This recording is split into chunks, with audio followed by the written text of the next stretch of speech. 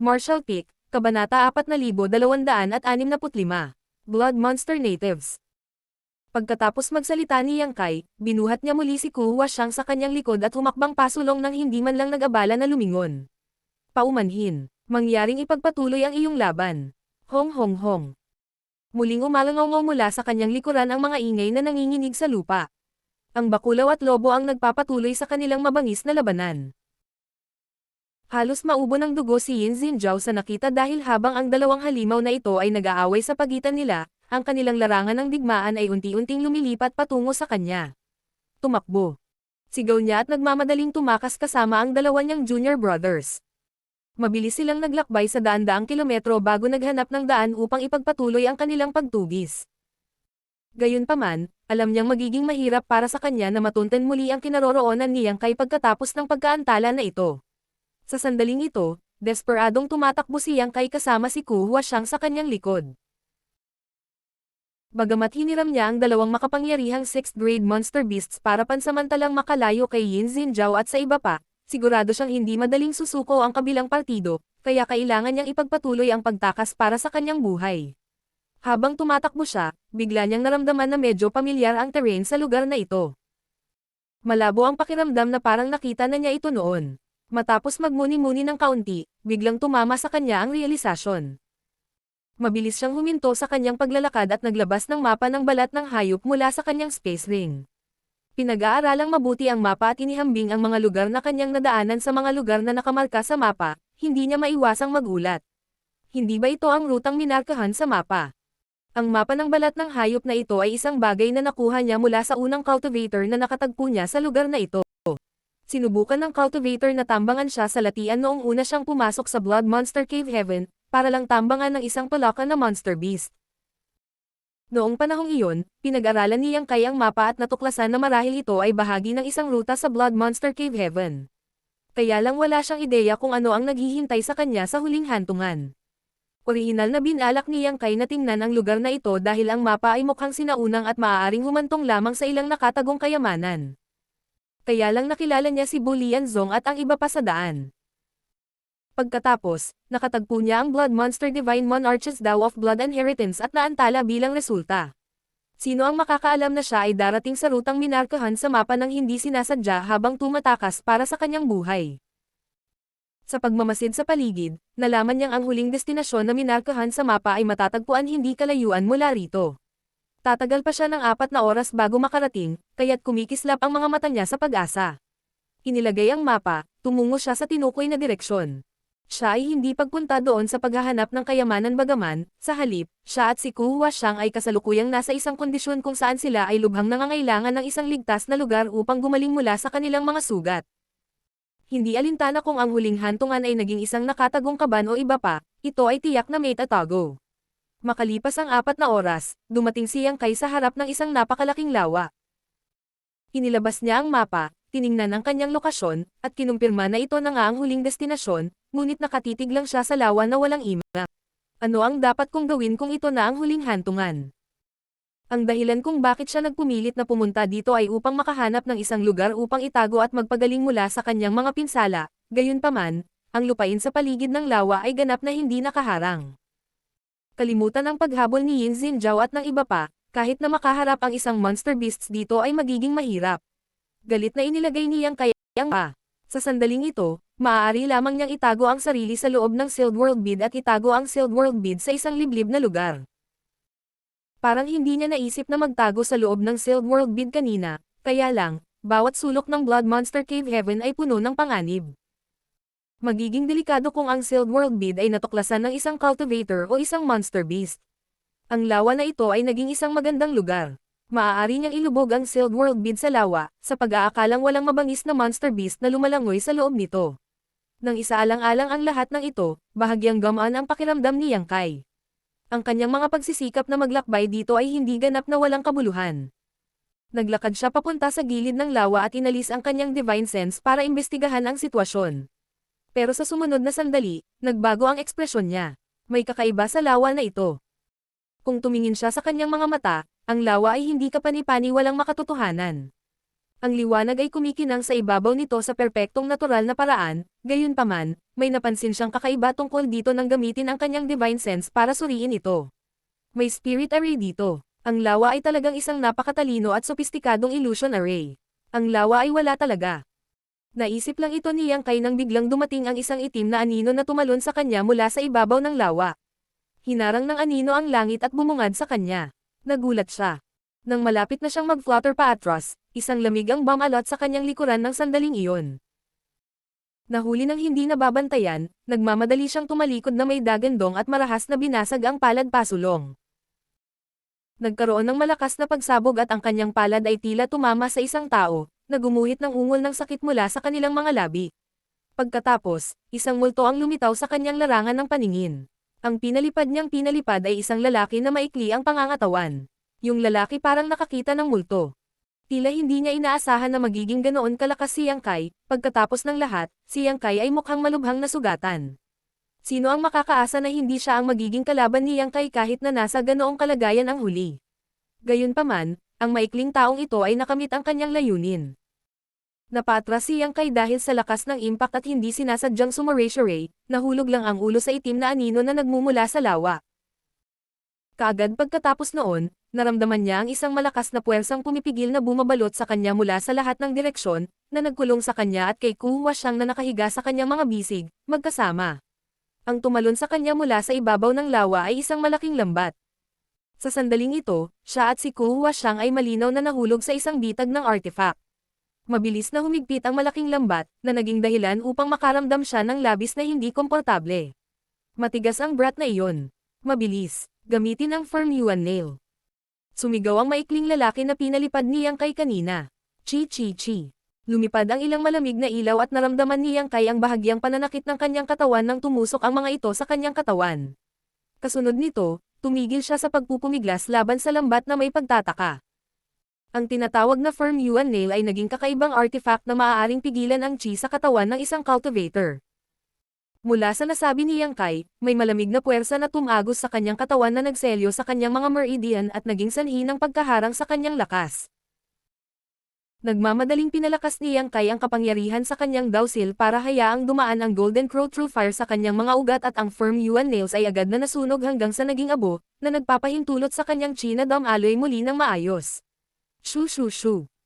Mahigit 10 figure ang dumaong mula sa lahat ng direksyon, nakapalibot sa kanya sa gitna, ngunit nanatiling kalmado si Yang Kai.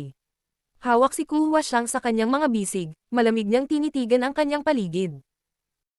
Kung ang mga taong ito ay naniniwala na ang aking lakas ay tinatakan ng firm yuan nail, kung gayon sila ay nasa para sa isang bastos na sorpresa. Gayunpaman, ang pumukaw sa kanyang pagkamausisa ay ang mga taong ito ay tila walang balak na patayin siya. Maging ang pumipigil na lambat o ang matibay na yuan nails, pareho lang silang sinadya upang supilan ang kanilang mga kaaway. Maging ang pandak na lalaki na umatake sa kanya mula sa likuran ay pilit lang siyang pinapasok sa malaking lambat. Ang mga taong ito ay hindi nagpakita ng anumang layuning pumatay sa simula pa lang. Sino ang mga taong ito? Noong una ay ipinalagay ni Yang Kai na sila ay mga disipulo ng ilang random na sekta, gayunpaman, tila hindi ito malamang ngayon na tiningnan niya silang mabuti. Iyon ay dahil kakaiba ang kanilang pananamit. Medyo iba sa lahat ng nakita niya noon. Karismatiko at gwapo ang binata sa nangunguna na may malajade na mukha. Nang lumingon siya sa pandak na lalaki, tinanong niya, "Ayos ka lang?" Umiling ang pandak na lalaki. Hindi sapat ang kaunting lakas niya para saktan ako. Malamig na ngumuso ang binata. Malubhang nasugatan ang lalaking iyon. Akala mo ba magiging ligtas ka kung hindi? Ang pandak na lalaki ay mukhang hindi kumbinsido. Hindi ko rin dinamit ang aking buong lakas. Hindi pinansin ng binata ang maikling lalaki at iniwas ang tingin kay Yang Kai. Isang bisita sa outer world. Ha? Kumunat ang noo ni Yang Kai, hindi masyadong naiintindihan ang tanong. Itinuro ng binata ang langit. Ikaw ba ay mula sa labas ng mundo? Tanong ni Yang Kai. Hindi ba? Pagkalabas pa lang ng mga salita sa bibig niya ay may bigla siyang naalala. Minsang nabanggit ng Lady Boss na ang Blood Monster Cave Heaven ay hindi lamang naglalaman ng mga monster beasts kundi pati na rin ang ilang mga katutubo. Inilagay ng Blood Monster Divine Monarch ang mga taong ito sa kanyang miniature universe upang sila ay umunlad at magparami upang palakasin ang sigla ng kanyang miniature universe. Ang maliit na universo ng isang high-grade Heaven Opening Realm Master ay magbabago mula sa ethereal tungo sa corporeal at magiging esensyal na walang pinagkaiba sa isang tunay na universe world, kaya nitong suportahan ang mga buhay na nilalang. Para sa kadahilanang iyon, ang miniature universe ng maraming high-grade Heaven Opening Realm Masters ay naglalaman ng mga buhay na nilalang sa kanila. Sadyang ang mga buhay na nilalang na ito ay nakagapos ng ilang mga pagpigil at hindi kailanman makakasulong sa Heaven Opening Realm, maliban na lang kung kahit papaano ay makakatakas sila sa miniature universe na kanilang tinitirhan. Maaaring ang mga taong ito sa harap ko ay mga katutubo ng Blood Monster Cave Heaven. Ganyan dapat, hindi katakataka na iba ang pananamit nila kumpara sa atin sa labas. Nang mapagtanto ito, agad na tumango si Yang Kai bilang tugon tama. Ang aking kasama at ako ay parehong nanggaling sa labas ng mundo. Mukhang walang mali siya ang kabilang partido kaya wala siyang dahilan para mahirapan ang kanyang sarili. Bukod dito, nakatakas lang siya mula sa pagkakahawak ng dalawang magkaibang kaaway, kaya talagang hindi niya kayang makipaglaban sa isa pang labanan sa ngayon.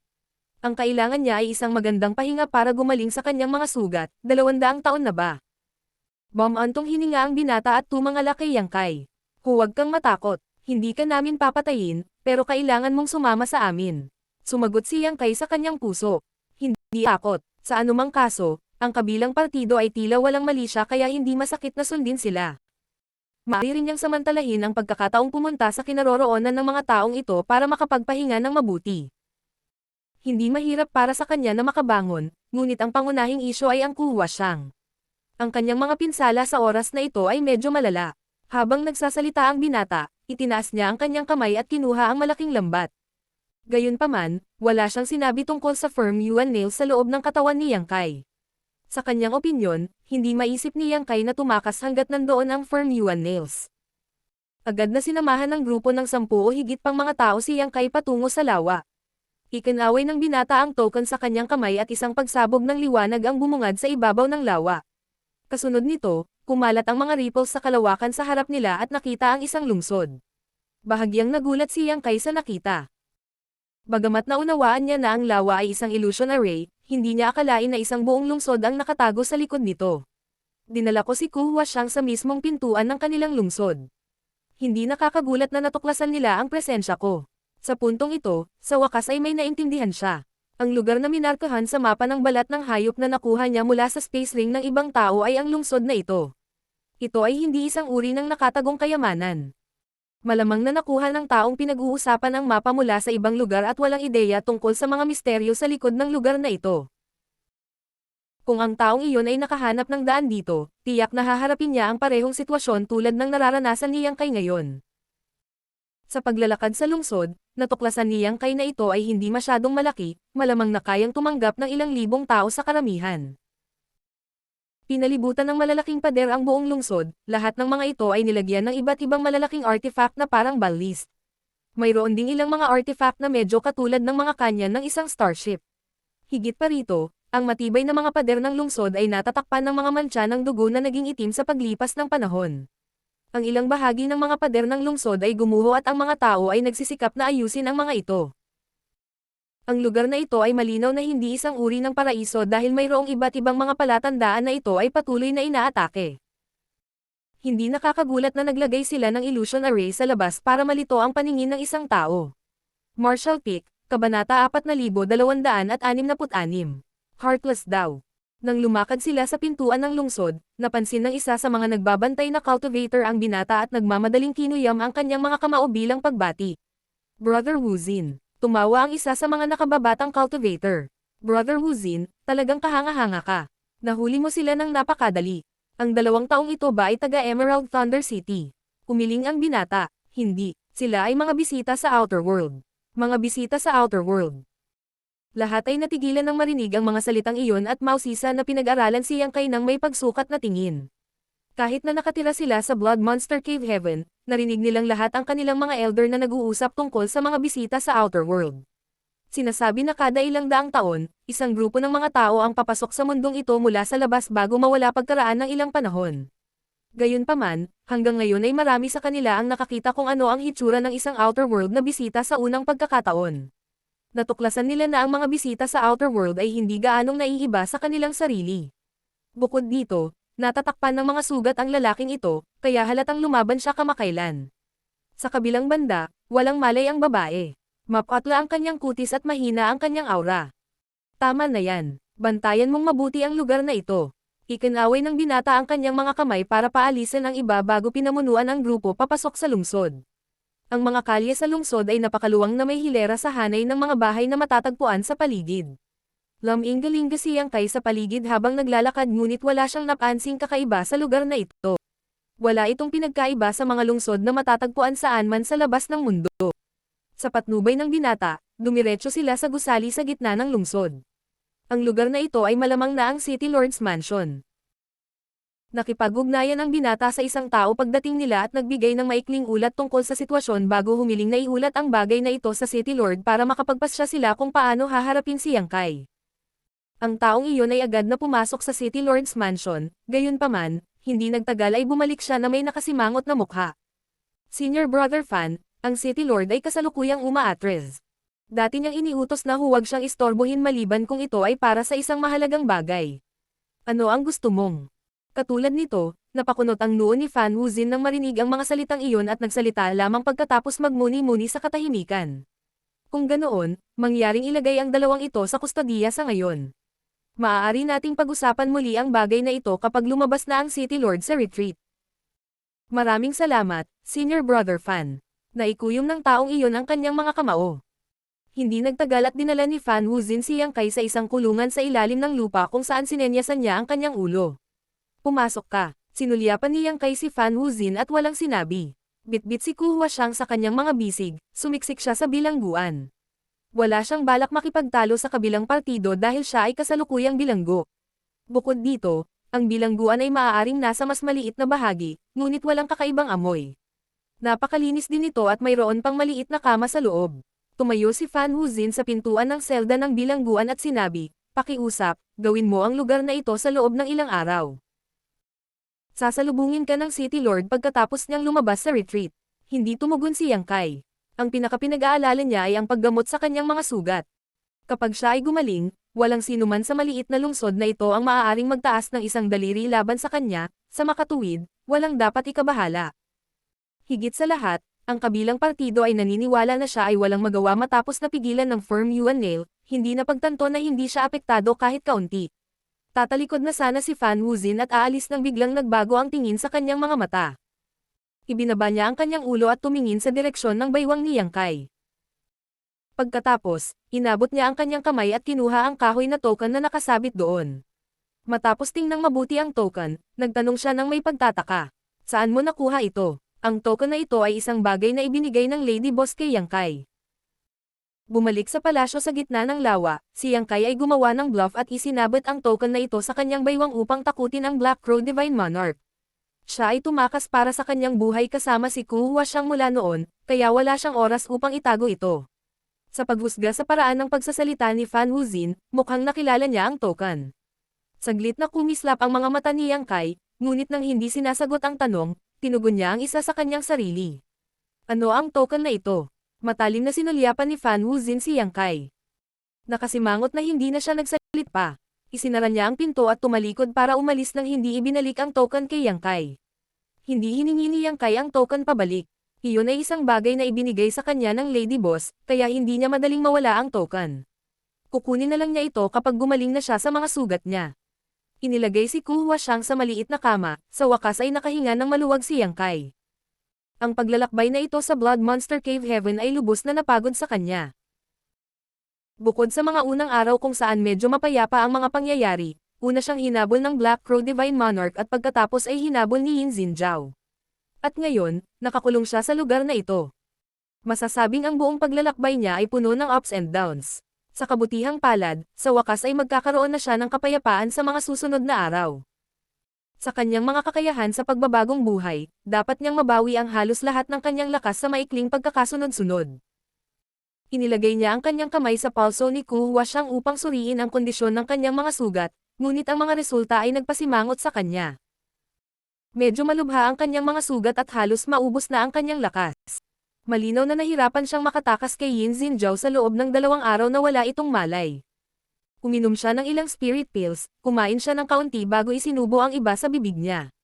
Ang kama ay masyadong maliit at maaari lamang tumanggap ng isang tao. Sa makatuwid, ibinagsak ni Yang Kai ang kanyang sarili sa kama at naka-cross-leg sa ulo nito. Pagkatapos ay inilagay niya ang ulo ni Ku Huashang sa kanyang kandanggan at hinawakan ang kanyang pulso gamit ang isang kamay. Ina-activate ang wood element power sa kanyang dowsil, ibinuhos niya ang purong enerhiya sa kanyang katawan habang ginagamot ang sarili niyang mga sugat. Ang wood element power mula sa asensya ng Immortal Tree ay naglalaman ng mga nakakagulat na epekto ng pagpapagaling, at wala pang isang oras, mahinang umungol si Ku Huashang at bahagyang nanginginig ang kanyang mga pilikmata. Senior sister ko. Mahinang tawag ni Yang Kai. Ang mahahabang pilikmata ni Ku Huashang ay lalong lumakas at pagkaraan ng mahabang panahon, dahan-dahan niyang iminulat ang kanyang mga mata at agad na tumangala upang makita si Yang Kai na nakatingin sa kanya. Kumurap-kurap, tinanong niya. Junior brother, patay na ba tayo? Hindi, buhay tayo at maayos. Ngumiti siya. Kaya pala sobrang sakit. Pinilit niyang ngumiti, ngunit ang kanyang kutis ay kasing putla pa rin ng isang papel. Umiling si Yang Kai at mahinang bamulong. Dahil gising ka, senior sister, kung gayon ay huwag kang magambala. Ang iyong pangunahing prioridad ay dapat nagamutin ang iyong mga pinsala. Mahina siyang tumango, ipinikit niya ang kanyang mga mata at nagsimulang magpaikot ng ilang uri ng secret art. Malinaw niyang nararamdaman ang isang malakas at masiglang puwersa na dumadaloy sa kanyang katawan sa pamamagitan ng palad ni Yang Kai. Saan man damaloy ang enerhiyang iyon, gumaling ang kanyang mga sugat sa hindi maisip na bilis. Naisip niya noong una na aabutin siya ng 1 o 2 buwan para lang gumaling, gayunpaman, kung isa sa alang-alang ang kasalukuyang sitwasyon, hindi ito tatagal ng higit sa ilang araw. Kaya naman, siya ay lihim na namanghasa kung gaano kataas ang grado ng wood element power ni Yang Kai ay tiyak na namuo. Maaaring hindi niya naisip ang isang 7th grade element sa kanyang sarili, ngunit sigurado siya na ang nararanasan niya ay hindi isang bagay na magagawa ng 7th grade power. Ang isang 7th grade wood element ay hindi magkakaroon ng ganoong kahangahangang mga katangian ng pagbabagong buhay. Isa ba itong 8th grade? O kahit isang 9th grade? Ano ang ginawa ni Junior brother para makuha niya ang napakalakas na wood element power? Isa pang kalahating araw ang lumipas at ang kanyang mga pisngi ay ngayon ay mas namumula kumpara sa dati habang ang kanyang aura ay medyo naging matatag. Hanggang sa sandaling ito ay napagtanto niyang nakatulog siya sa kandanggan ni Yang Kai sa lahat ng oras na ito. Bukod dito, nakikihati pa sila sa isang maliit na kama sa loob ng isang maliit na silid na bato. Junior brother, ano ang lugar na ito? Nagtataka niyang tanong. Sumagot siya. Sa loob ng isang lungsod. Isang lungsod. Tumango siya. Maraming katutubo sa loob ng Blood Monster Cave Heaven, at ang lugar na ito ay isa sa mga lungsod kung saan naninirahan ang isang grupo ng mga katutubo. Nahuli kami at ibinalik dito. Kung gayon, hindi ba tayo mga bilanggo? Gulat na bulalas niya. Ano lang ang nangyari pagkatapos kong mawalan ng malay? Paano tayo nahuli ng mga katutubo? Siguro, napangiti si Yang Kai. Anong gagawin natin ngayon? Nagbago ang ekspresyon niya. Sino ang nakakaalam kung ang mga katutubong ito ay may anumang malisyosong intensyon sa atin? Since nandito na tayo, pagkatapos ay maaari rin nating makita kung paano gumagana ang mga bagay. Tumuon na lang tayo sa pag-recover sa ngayon. Ano ang magagawa nila sa atin kapag ganap na tayong gumaling? Sumimangot siya at nag-aalalang sinabi. Nag-aalala ako na baka may gawin sila sa atin bago tayo tuluyang gumaling. Hindi tayo maaaring walang magawa at maghintay sa kamatayan. Junior brother, mangyaring linangin sa akin. Nanlalaki ang mga mata ni Yang Kai habang nakatitig sa kanya, nakaramdam ng hindi makapagsalita. Senior sister, nagdedeliryo ka na naman. Agad siyang sumagot. Huwag mo na akong patumbahin ulit. Sa huling beses na binanggit niya ang isang katulad na bagay, nawalan ng malay si Yang Kai nang walang pag-aalinlangan, kaya nga, agad siyang naging mapagbantay nang marinig ang mga salitang iyon. Tunay na galit si Yang Kai habang bumulong-bulong. Ano ang kinalaman ng ating kasalukuyang sitwasyon sa paglilinang ng sama-sama? Bilang isang Yin-Yang Cave Heaven disciple, nilinang ko ang isang Yin-Yang secret technique mula pa noong bata pa ako. Kung tayo ay nakikibahagi sa Yin-Yang Union Cultivation, mas mabilis tayong makakabawi. Kahit na hindi ginagawa iyon, ang ating pagbawi ay hindi mabagal. Napangiti si Yang Kai. Ngunit, ang oras ay ang asensya sa ngayon, junior brother. Natahimik sandali si Yang Kai bago siya mahigpit na sumagot. Senior sister, ang Yin-Yang Union Cultivation ay dapat lamang gawin sa pagitan ng mga taong labis na nagmamahalan sa isa't isa. Ito ay isang pangunahing kaganapan sa buhay, dapat mong pag-isipan itong mabuti. Siyempre, alam ko yon. Junior brother, ikaw ay isang mahusay na kandidato. Tinitigan siya nito ng malinaw na mga mata. Kaya lang ang kanyang kaakit-akit na kagandahan bilang karagdagan sa kanyang mahinang estado ay naging mas kaakit-akit kaysa dati.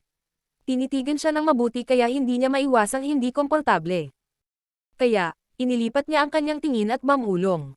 Kabilang ang pagkikita dito sa Blood Monster Cave Heaven, 2 beses pa lang kaming nagkita, senior sister. Hindi mo alam kung anong klase akong lalaki. Sa parehong tala, hindi ako sigurado kung anong uri ng karakter mayroon si senior sister. Sa gayong walang pag-ibig na pundasyon, paano tayo magsasama-sama ng walang putol sa isa't isa at gaganap ng isang bagay tulad ng yin-yang union cultivation? Ang mga damdamin ay maaaring dahan-daang mapangalagaan sa hinaharap. Sabi niya nang may kumpiyansa. Sigurado akong mahuhulog ka sa akin kapag nagawa na natin ang yin-yang union cultivation. Napakunot noo si Yang Kai at seryosong nagsalita. Senior sister, hindi ko pinag-uusapan ang pagsasagawa ng yin-yang union cultivation. Pinag-uusapan ko ang iyong panghabang buhay na kaligayahan. Napakaganda at matalino mo, senior sister ko.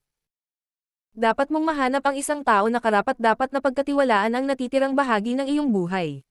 Sumagot siya, pero, nakahanap na ako. Si Yang Kai ay nasa bingit ng mental breakdown, pakiramdam na tila hindi niya ito kayang makipag-usap sa kanya.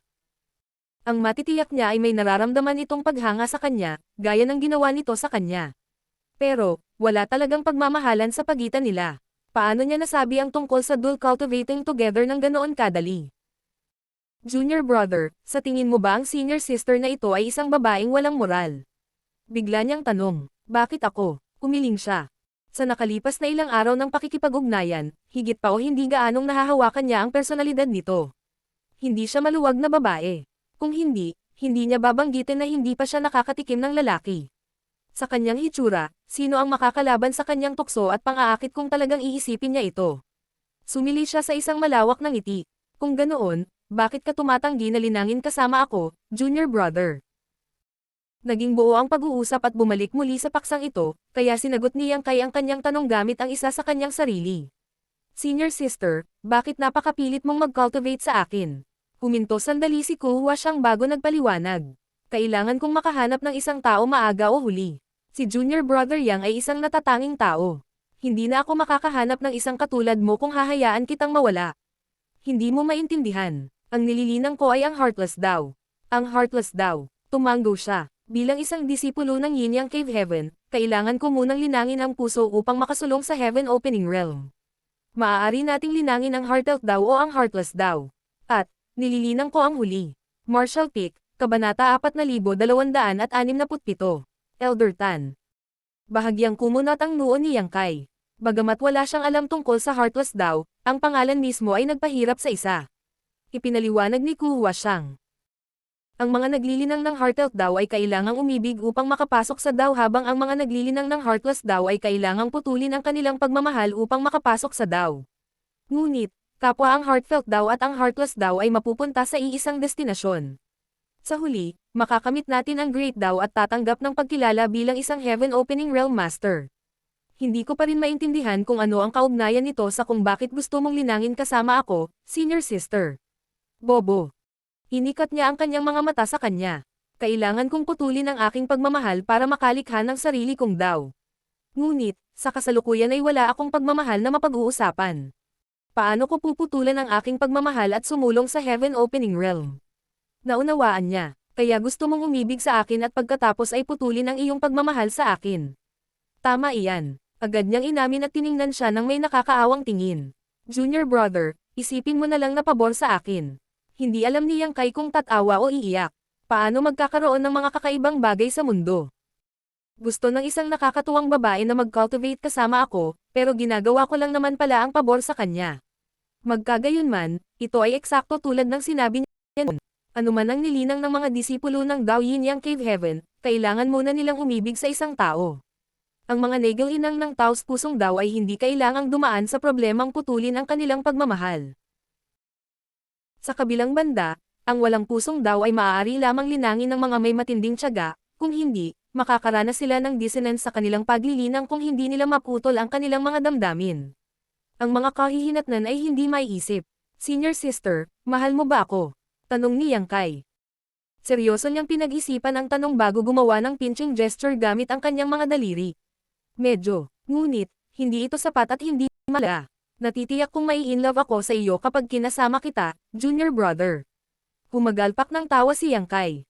Ang pag-ibig sa pagitan ng isang lalaki at babae ay hindi kasing simple ng kung paano mo sinabi, senior sister. Napakurap siya. Junior brother, mukhang napaka-experience mo sa larangang ito. Pulang-pula ang mukha niya at mabilis niyang iniba ang paksa. Huwag mo nang banggitin muli ang paglilinang ng magkasama. Sigurado akong mahahanap mo rin ang tamang tao para sa iyo, senior sister. Kaya lang. Hindi ako ang taong iyon. Mabuti. Nang makita ang kanyang matatag na saloobin, agad siyang tumigil sa pagsasalita tungkol sa bagay na ito. May mga pagkakataon na sapat na naipahayag niya ang kanyang intensyon. Ito ay magkakaroon ng kabaligtaran na epekto kung siya ay pinindot ng husto. Junior brother, handa ka bang sumali sa Yin Yang Cave Heaven? Bigla niyang iniba ang paksa. Magiging tapat ako sa iyo. Talagang pumunta ako sa Blood Monster Cave Heaven na may isa pang gawain mula sa Master Sect. Anong gawain? Nagtataka na tanong ni Yang Kai. Hanapin ka at hilingin sa iyo na sumali sa Yin Yang Cave Heaven. Paliwanag niya. Sigurado akong hindi mo na kailangan na sabihin ko sa iyo kung anong klaseng sitwasyon ang nasa iyo ngayon, junior brother. Bagamat balak mong direktang umabant sa high-grade heaven opening realm, napakaraming mga daliri ang nahakbang mo sa proseso. Ang Cave Heavens at Paradises ay mayroon lamang dalawang saloobin sa isang pag-iral tulad ng sa iyo.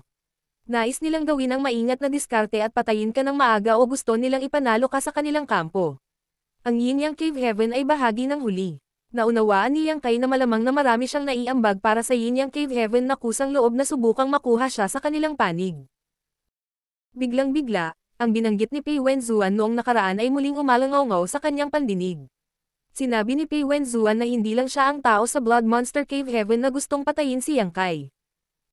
Mukhang marami na sa mga disipulo ng Cave Heaven at Paradise sa Blood Monster Cave Heaven ang sumusubaybay sa kinaroroonan ni Yang Kai upang patayin siya. Bagaman naniniwala ako na papasok ka sa Blood Monster Cave Heaven, hindi ko akalain na makakatagpo kita ng ganoon kabilis. Mukhang ikaw at ako ang nakatadhana sa isa't isa, junior brother. Bahagyang tumawa si Ku Huashang. Nagtataka na tanong ni Yang Kai. Senior sister, binanggit mo na gusto ng Yin Yang Cave Heaven na sumama ako sa kanila.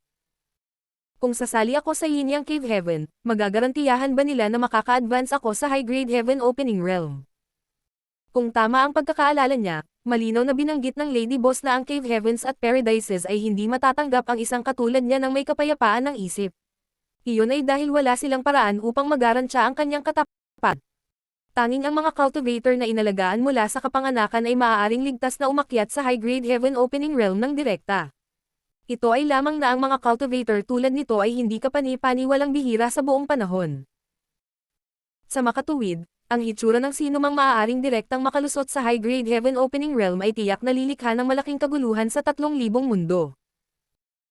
Hindi lang dahil mahirap hanapin at pinuhin ang high-grade resources, ito rin ay dahil sa pilit na paglilinang ng mga ito kapag ang dawsil ng isang tao ay hindi sapat na matatag ay magreresulta lamang sa kamatayan. Kahit na may mag-condense ng high-grade heaven opening realm powers, mahaharap sila sa malaking panganib kapag sinusubukang paghiwalayin ang heaven at earth sa loob ng kanilang katawan upang lumikha ng miniature universe. Maraming mahuhusay na cultivator na nag-condense ng high-grade elements ay mabibigo sa huling sandali at mapatay ang kanilang mga kaluluwa bilang resulta. Hindi, umiling siya. Kung sasali ka sa Yin Yang Cave Heaven, kailangan mong sumulong sa 6th grade heaven opening realm. Natigilan si Yang Kai.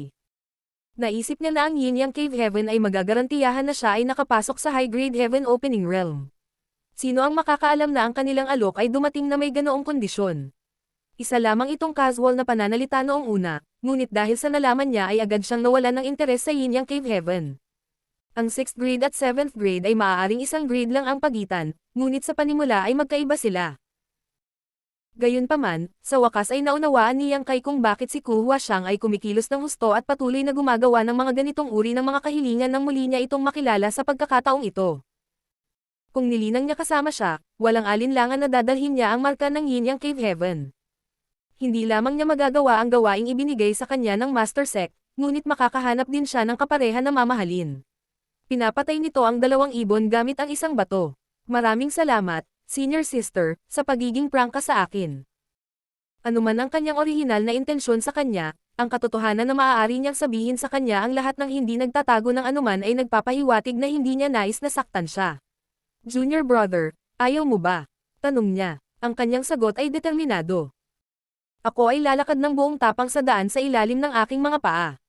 Nakita ko na ang daan patungo sa high-grade heaven opening realm. Kahit makitid, maputik, at puno ng tinek, hindi ako atres. Magiging maulap ang daw heart ko kung pipiliin ko na lang ang mas madaling daan. Marahan na bam antong hininga si Ku Huashang. Junior brother, malayo pa ang iyong pag-asenso sa heaven opening realm. Maaaring napansin ka ng maraming tao, ngunit wala pa silang balak na gumawa ng hakbang laban sa iyo.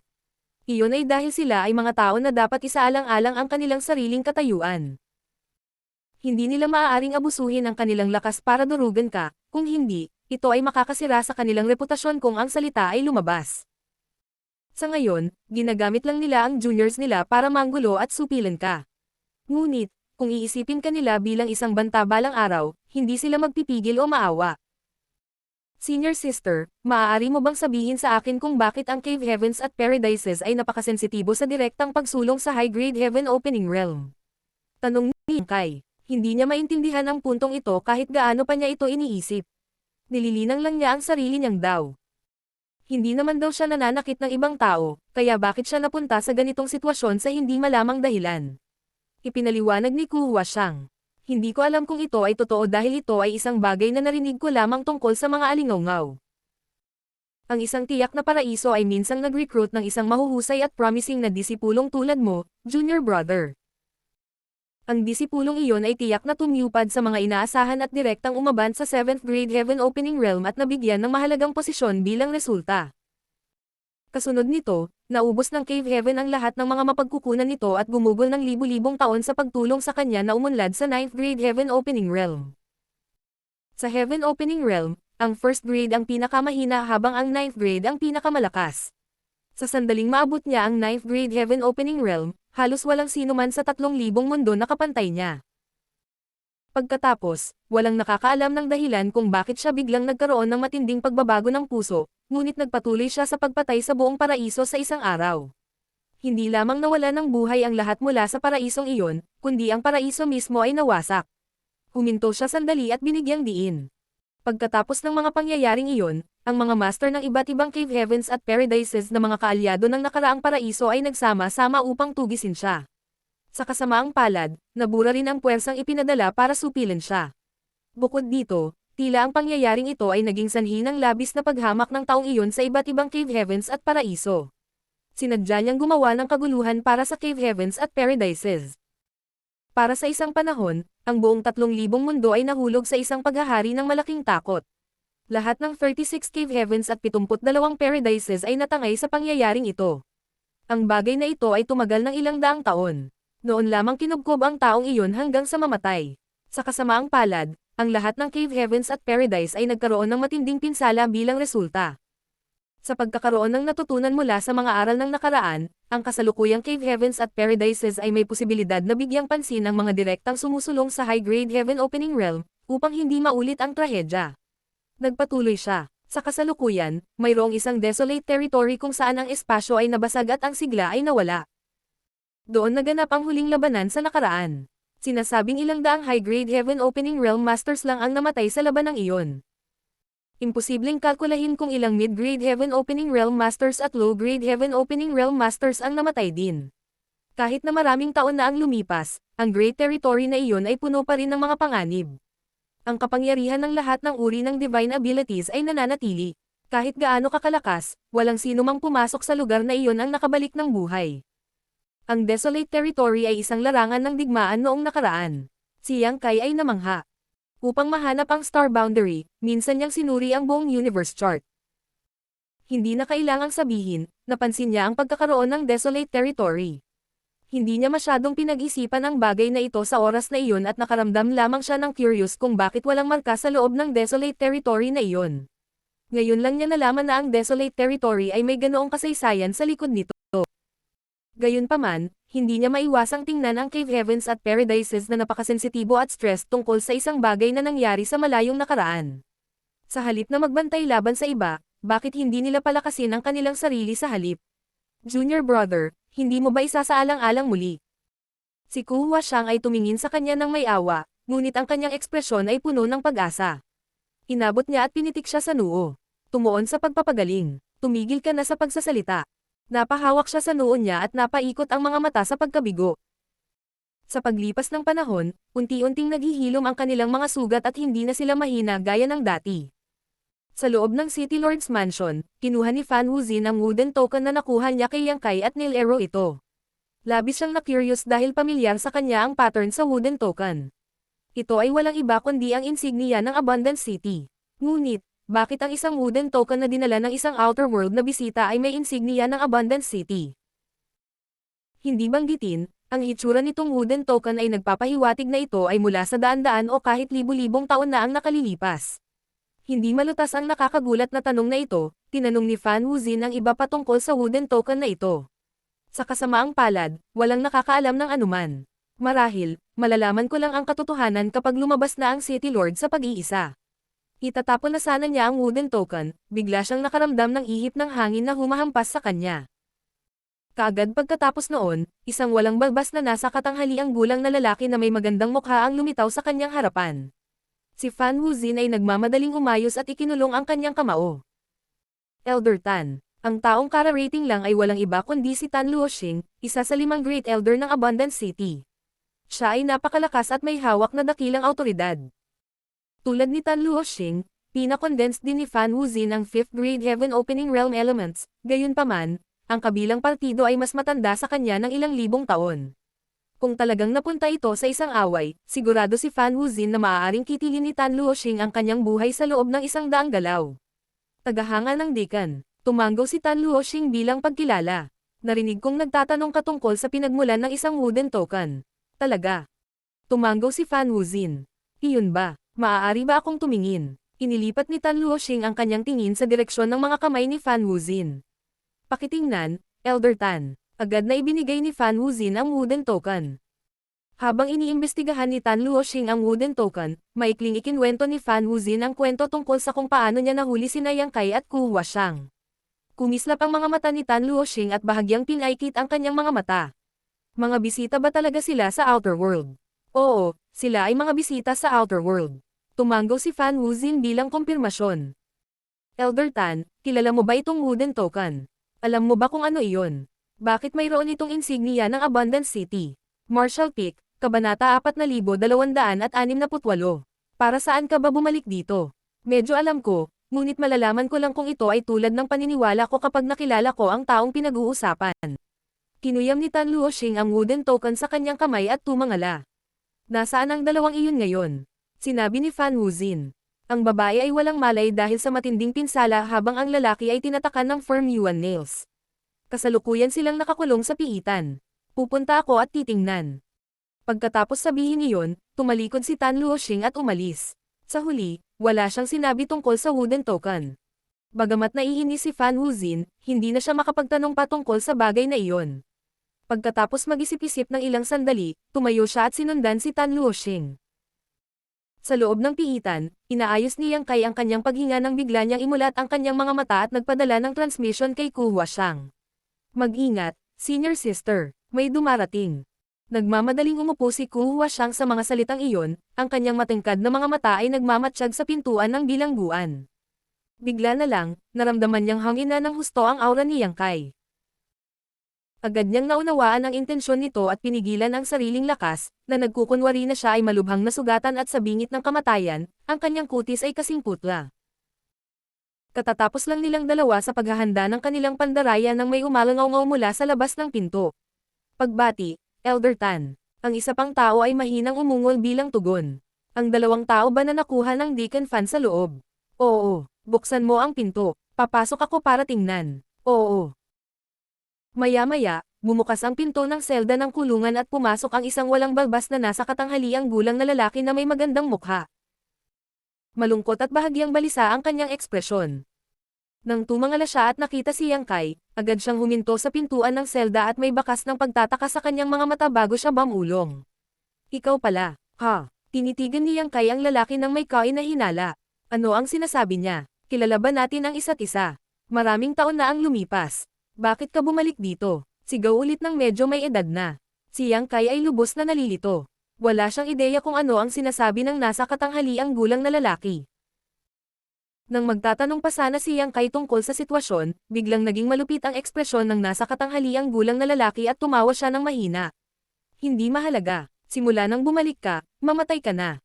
Habang sinasabi iyon, itinaas niya ang isang kamay at itinulak ang kanyang palad patungo kay Yang Kai habang ang 5 elements power ay umiikot sa kanya. Mula sa lakas ng kanyang pag-atake, halatang na-condense niya ang 5th grade Heaven Opening Realm Elements. Higit pa rito, malamang na nakalubog siya sa realm na ito sa loob ng maraming taon dahil ang kanyang kontrol sa kanyang 5 element powers ay hindi kapani-paniwalang pino at makapangyarihan. Sa lahat ng iba pang half-step Heaven Opening Realm Masters na nakilala ni Yang Kai sa ngayon, wala ni isa sa kanila ang makahihigit sa lalaking ito sa bagay na ito. Bukod dito, ang pag-atake na ito ay napaka-agresibo at umaapaw na may layuning pumatay. Malinaw na sinadya ng nasa katanghaliang gulang na lalaki na kitilin ang buhay ni Yang Kai. Nawala agad ang galit ni Yang Kai. Hindi pa niya nakilala ang lalaking ito noon, kaya bakit niya ito sinubukang patayin sa una nilang pagkikita? Kung hindi niya na-neutralize ang firm Yuan nails na inilagay sa kanya kanina, si Yang Kai ay magiging walang magawa sa harap ng pag-ataking ito. Buti na lang at hindi na siya natali sa mga ganitong pagpigil. Itinaas ni Yang Kai ang kanyang kamay, inihagis ni Yang Kai ang kanyang sariling palad pasulong habang iginuhit ang kapangyarihan ng kanyang dowsil. Ang kanyang mga damit ay kumakalat ng husto, gumagawa ng mga kaluskos kahit na walang hangin. Hong! Bahagyang umindayog ang figure ni Yang Kai at ang maliit na kama sa ilalim niya ay agad na nabasag sa alikabok. Sa kabilang banda, ang ekspresyon ng nasa katanghaliang gulang na lalaki ay nagbago ng husto habang siya ay pinalipad pabalik, na umuubo ng isang subo ng sariwang dugo sa hangin. Ang marahas na puwersa mula sa kanilang palitan ay umikot at tumangay sa lahat ng direksyon. Ang piitan ay hindi nakayanan ng epekto at bumagsak sa isang malakas na dagandong. Pero hinawakan ni Yang Kai ang baywang ni Kuhua siyang gamit ang isang kamay at binaril pataas. Sa sandaling ito, nagmamadali si Fan Wuzin patungo sa piitan, ngunit bago pa man siya makarating sa pasukan, bigla siyang nakarinig ng isang marahas na pagsabog na nagmumula sa ibaba. Sinundan ito ng mga natatanging tunog ng labanan. Nagulat siya, hindi alam kung ano ang nangyayari. Bago niya maintindihan ang sitwasyon, gumuho ang lupa ng walang babala at dalawang figure ang lumabas mula sa bakana patungo sa hindi kalayuan sa kanya. Lumingon upang tumingin sa direksyong iyon, nagulat si Fan Wuzin sa tanawing sumalubong sa kanya. Hindi ba ang lalaki at babae na iyon ay ang dalawang bisita sa outer world na aking hinuli at ibinalik kamakailan? Nang mahuli niya ang mga ito, ang babae ay malubhang nasugatan at nawalan ng malay. Higit pa rito, siya mismo ang nagtanim ng firm Yuan nails sa lalaking iyon. Sa lohikal na pagsasalita, imposible para sa kabilang partido na magkaroon ng anumang lakas sa sandaling ito, ngunit tinitingnan ang masaganang sigla at marahas na chi ni Yang Kai. Wala man lang bahid ng kahinaan. Hong hong hong. Mas maraming figure ang lumabas mula sa ibaba, lahat sila ay natatakpan ng alikabok. Ang isa sa kanila ay mapatla ang mukha at may dugong tumutulo mula sa mga sulok ng kanyang bibig. Napasigaw si Fan Wuzin sa gulat. Elder Tan. Ang taong tila na sugatan ay walang iba kundi si Tan Luoxing, na nakipaghiwalay sa kanya kanina. Sa paghusga sa hitsura ni Tan Luoxing, masasabi ni Fan Wuzin na ang una ay nasugatan ng bisita ng outer world. Kaya naman, hindi niya maiwasang matakot sa natuklasan. Malinaw niyang naiintindihan kung gaano kalakas si Tan Luoxing. Ang bilang ng mga tao sa Abundance City na maaaring manalo laban kay Tan Luoxing ay mabibilang sa isang banda. Tsaka hindi pa nagtagal maghiwalay sila. Paano mabilis na nasugatan si Tan Luoxing? Gaano kalakas ang outer world na bisitang ito para gawin niya ang ganito sa maikling panahon? Ubo. Ubo. Ubo. Bahagyang umubo si Tan Luoxing at iniluwa ang dugo sa kanyang bibig. Nakatitig kay Yang Kai na may halong pagkagulat at takot, galit na galit siyang sumigaw. Ang taong ito ay hindi isang bisita sa outer world. Isa siyang especially iya mula sa Emerald Thunder City. Huwag mo siyang hayaang makatakas. Nang tumunog ang utos na iyon, isang grupo ng mga tao ang agad na nagtipon mula sa lahat ng direksyon. Natigilan si Fan Wuzin. Paano nasangkot ang dalawang ito sa Emerald Thunder City? Hindi kaya nagkamali ako dati. Hindi ba sila mga bisita sa outer world kundi mga aktwal na especially iya? Si Elder Tan ay may sariling dahilan para sabihin ito ngunit wala siyang panahon para mag-isip. Nagmamadaling ipinatawag ang kanyang mahabang espada, sumama siya sa pagkubkob. Samantala, si Yang Kai ay nakahawak sa baywang ni Kuhua siyang gamit ang isang kamay, ang kanyang ekspresyon ay madilim. Kusa niyang hinayaan ang kanyang sarili na mahuli sa lugar na ito dahil kailangan niyang maghanap ng tahimik na lugar para makapagpagaling sa kanyang mga pinsala. Sino ang makakaalam na siya ay makusahan bilang isang especially iya at aatake bago siya magkaroon ng pagkakataon na ganap na makabawi. Natural lang na nasa foul mood siya. Bagamat hindi pa siya ganap na nakaka-recover sa ngayon, hindi na siya mahina gaya ng dati. Totoong hindi niya maibigay ang kanyang buong lakas, ngunit hindi problema para sa kanya na lumaban sa 80% ng kanyang maximum. Dahil doon, hindi siya natakot kahit kaunti kahit na maraming tao ang nagkukumpulan. Kaya lang, teritoryo ng mga kalaban ang lugar na ito, kaya mas magiging mahirap kung ito ay dumating sa isang labanan. Kaya naman, malamig niyang nilinggan ang nasa katanghaliang gulang na lalaki at nagtanong. Ikaw, may hindi ka ba naiintindihan? Hindi pagkakaunawaan. Ngumuso si Tan Luoxing. Kahit na maging abo ka, makikilala pa rin kita. Ano ang ibig mong sabihin sa hindi pagkakaunawaan? Anong ginagawa niyong lahat? Patayin siya. Kasunod ng kanyang utos, higit sa 10 tao ang sumugod kay Yang Kai mula sa lahat ng direksyon. Bawat isa sa kanila ay gumamit ng mga pamatay na galaw habang ang kanilang enerhiya ay umiikot sa kanilang paligid. Nang makita iyon, hindi nang ahas si Yang Kai na maliitin sila. Itinaas niya ang kanyang kamay at ipinatawag ang Asher Dragon Spear sa kanyang pagkakahawak. Isang maliwanag na liwanag ang kumislap, na tila nakagugulat sa buong mundo habang ang mga anino ng sibat ay lumipad sa lahat ng direksyon. Maraming sigaw ng paghihirap ang umalangaw habang ang mga taong itinapon ang kanilang sarili kay Yang Kai ay pawang na paatras. Bawat isa sa kanila ay bumagsak sa lupa, na dumudugo ng husto. Nagulat ang iba sa paligid sa nakita. Sino lang ba ang lalaking ito? Paanong ang bangis niya? Isa ba siyang especially iya mula sa Emerald Thunder City? Ito ay isang maikling sandali lamang ng pag-aalinlangan, ngunit si Yang Kai ay nakaalis na sa pagkakakulong noong panahong iyon. Kahit saan siya dumaan, isang paghahari ng takot ang naiwan sa kanyang kalagayan. Si Fan Wuzin ay ganap na natulala habang ang lamig ay damaloy mula sa tuktok ng kanyang ulo hanggang sa talampakan ng kanyang mga paa. Hindi niya napagtanto kung gaano kalakas ang taong ito noong una niyang pinangunahan ang kanyang mga tauhan upang hulihin ang 2 taong ito. Kung ang taong ito ay nagpahayag ng gayong kakayahan noong panahong iyon, siya at ang kanyang mga tauhan ay hindi na makakabalik ng buhay. Halatang nasugatan ng husto ang kabilang partido kanina ngunit medyo naka-recover na ngayon. Mag-ingat, Deacon Fan. Isang sigaw ang nagpatigil kay Fan Wuzin. Tumangala siya at nakaramdam ng takot na bumaha sa kanyang puso. Ang bisita ng Outer World ay diretsyong naniningil sa kanyang direksyon, nagpapadala ng maraming figure na lumilipad sa daan. Ang sariwang dugo ay tumalsik sa kalangitan at ang mga hiyawan ay umalangaw-ngaw sa hangin. Mabilis na itinoon ni Fan Wuzin ang kanyang sarili. Habang ang kamatayan ay nakaambang sa harap mismo ng kanyang mga mata, marahas niyang nilaslas ang kanyang espada, nagpapadala ng agos ng mga alon ng espada patungo sa kaaway. Tila walang katapusan ang mga tunog ng mga alon ng espada na humihiwa sa hangin, ganap na nakakubli sa figure ng bisita ng Outer World. Nakuha ko ba siya? Napakunot noo si Fan Wuzin, hindi pa rin mapakali. Hong. Para bang isang higanteng nagbabantang hayop ang sumugod mula sa sinaunang kasaysayan. Nang mabasag ang mga alon ng espada, nakita ni Fan Wuzin ang isang sibat na mabilis na lumaki sa harap ng kanyang mga mata. Nako, hindi. Gusto niyang iwasan ang pag-atake, ngunit ang sibat na iyon ay tila nakaharang sa lahat ng liwanag sa kanyang harapan. Walang paraan para makaiwas siya. Mamamatay na ako. Sa sandaling lumitaw ang pag-iisip na iyon, naramdaman ni Fan Wuzin ang matinding sakit na nagmumula sa kung saan sa kanyang katawan at agad na bumagsak sa lupa. Ilang sandali pa, natigilan siya nang matuklasan niyang humihinga pa siya. Pagtingin niya sa ibaba, nakita niyang puno siya ng dugo at may sugat sa kanyang baywang na tumagos sa kanyang katawan. Gayunpaman, kung isasaalang-alang ang kanyang half-step heaven opening realm cultivation, ang ganoong pinsala ay maaaring ituring na hindi magaan o seryoso dahil ang kanyang mga vitals ay hindi nawasak. Hindi ako makapaniwala na hindi ako patay. Na-miss niya ba? Bigla na lang, sunod-sunod na ingay ang pumasok sa tainga ni Fan Wuzin. Pagtingin niya, natigilan siya sa nakitang nasa harapan niya. Lahat ng mga taong natalo ng Outer World na bisita kanina ay nasugatan at duguan, ngunit wala ni isa sa kanila ang namatay. Matapos masaksihan ang eksenang ito, paanong hindi maintindihan ni Fan Wuzin?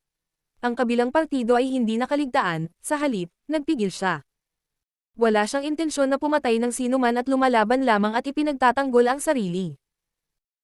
Tumingin muli si Fan Wuzin sa paligid at nakita ang hindi mabilang na mga cultivator ng Abundance City na patuloy na kumukubkob sa bisita ng Outer World, gayunpaman, wala sa kanila ang makapagpabagal sa kanya. Iniwan ni Yang Kai ang isang landas ng pagkawasak saan man siya pumunta, pinutol ang kanyang mga kalaban na kasing dali ng pagdurog ng mga tuyong damo at pagbagsak ng bulok na kahoy. Sa kabilang banda, ang mga cultivator ng Abundance City ay pinutol na parang trigo sa isang bagyo, na sunod-sunod na bumagsak sa lupa. Tao ba talaga siya? Mukhang natulala si Fan Wuzin. Patayin siya. Galit na umungal si Tan Luoxing na may mabangis na ekspresyon habang siya, ay sumugod din sa direksyon kung saan naroon si Yang Kai. Nagmamadaling sumunod si Fan Wuzin pagkatapos niyang iikot ang kanyang lakas upang matigil ang kanyang pagdurugo. Walang ibang pagpipilian. Siya ang unang nakahuli sa mga taong ito, kaya hindi niya maaaring pabayaan ang mga ito. Bagamat ang kabilang partido ay nagpapakita pa rin ng awa, si Fan Wuzin ay hindi maaaring umupo lamang at manood habang siya ay nagdulot ng napakalaking kaguluhan sa Abundance City. Samantala, sumulong si Yang Kai na may hawak na sibat, na lumalaban sa lungsod. Sobrang inis na siya ngayon. Hindi magandang karanasan ang makubkob ng walang dahilan. Bagamat naniniwala siyang nagkaroon ng hindi pagkakaunawaan, wala siyang ideya kung sino ang lalapitin upang malutas ang sitwasyon. Kaya, maaari lamang siyang lumaban habang tumatakbo. Noong una ay gusto niyang humanap ng paraan upang makaalis sa lungsod, ngunit hindi niya mahanap ang labasan. Ang lungsod na ito ay binantayan ng isang makapangyarihang spirit array at tila walang daan palabas maliban kung ito ay na-deactivate o nabuksan. Hindi niya pinatay ang sinuman sa mga katutubong cultivator dito upang hindi lumikha ng hindi malulutas na sama ng loob sa pagitan ng dalawang panig. May puwang pa rin para malutas ang hindi pagkakaunawaan hanggat hindi siya pumatay ng sinuman. Sa kabaligtaran, wala siyang magagawa kundi ang lumaban hanggang wakas kung maglulunsad siya ng patayan. Sa kabutihang palad, ang lahat ng mga cultivator sa lungsod na ito ay alam na ngayon ang lakas ni Yang Kai pagkatapos ng kanyang kamangha-manghang pagpapakita ngayon. Walang nang ahas na lumapit sa kanya nang walang ingat, ngunit mayroon pa ring malaking grupo ng mga tao na nakapaligid sa kanya mula sa malayo kahit saan siya pumunta. Kahit na pinalilibutan nila siya, sila pa rin ang kinakabahan habang nababalot ng takot at gulat ang kanilang mga mukha. Hinawakan ni Yang Kai ang kanyang sibat habang si Ku Huashang ay nakasunod sa kanyang likuran sa masayang lakad. Habang pinapanood niya itong junior brother niya, mas lumalalim ang kanyang impresyon kung gaano siya katangi-tangi. Nang maalala niya ang mga paghihirap at panganib na kanilang naranasan ng magkasama, isang hindi maipaliwanag at hindi pamilyar na damdamin ang nagsimulang mamulaklak sa kanyang puso.